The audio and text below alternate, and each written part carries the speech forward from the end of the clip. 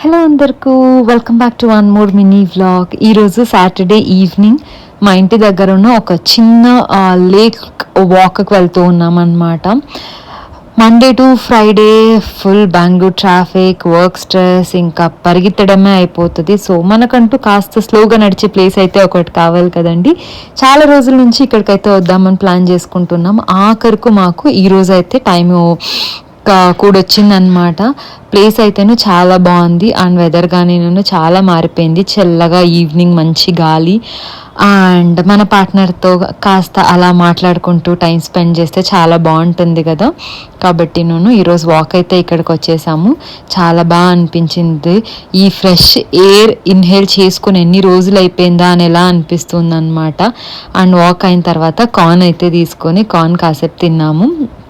చాలా బాగా అనిపించింది. సో మా వీకెండ్ అయితే ఇలా ఉండింది.